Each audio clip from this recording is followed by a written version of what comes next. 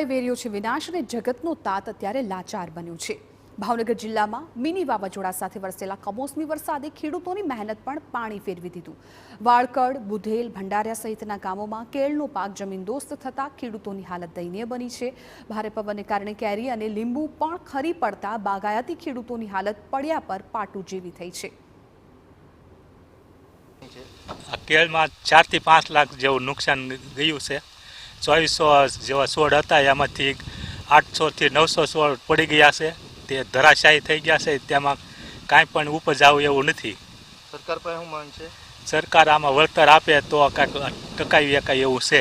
કેળના ફળમાં અંદાજે 600-700 છોડવા જેવું પડી ગયું અમને દેખાય છે અને અમને નુકસાન 5 થી 5 લાખ આજુબાજુનું નુકસાન દેખાય છે।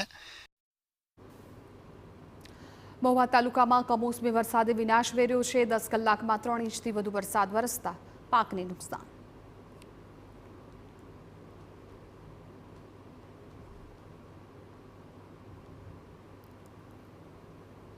તો આંબાના ફળ અને લીંબુના પાક તેમજ કેળનો પાક બરબાદ થયો છે। ખેડૂતો કેળના પાકમાં પોતાનું ફળ બચાવી શક્યા નથી।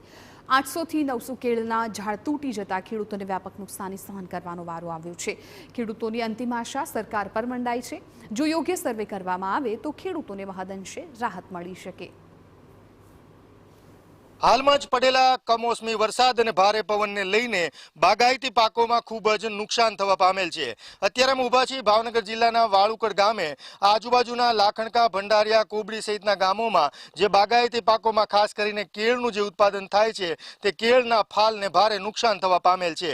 આપ જોઈ શકો છો કે ભારે પવનને લઈને ખૂબ જ મોટા પ્રમાણમાં કેળના જે ઝાડ છે તે નમી ગયા છે અને ખેડૂતોને ખૂબ જ મોટા પ્રમાણમાં નુકસાન થવા પામેલ છે। આવી જ પરિસ્થિતિ કેરીની પણ થવા પામેલી હતી અને લીંબુની પણ આવી જ પરિસ્થિતિ ખરાબ થવા પામેલી હતી। ખાસ કરીને કેળનું ઉત્પાદન જે ખેડૂતો કરે છે તેને આર્થિક ખૂબ જ મોટો ફટકો પડવા પામેલ છે આ ભારે પવન અને કમોસમી વરસાદને લઈને। ત્યારે તાત્કાલિક ધોરણે આ બાગાયતી પાકોમાં જે ખેડૂતોને નુકસાન થયું છે તેનું સર્વે થવું જોઈએ અને જેમને કેળ સહિતના જે પાકોમાં મોટા પ્રમાણમાં જે ખેડૂતને નુકસાન થયું છે તેને ચોક્કસપણે વળતર મળવું જોઈએ। કેમેરા પર્સન રાજેશ રાઠોડ સાથે અજીત ગઢવી, TV9 ભાવનગર।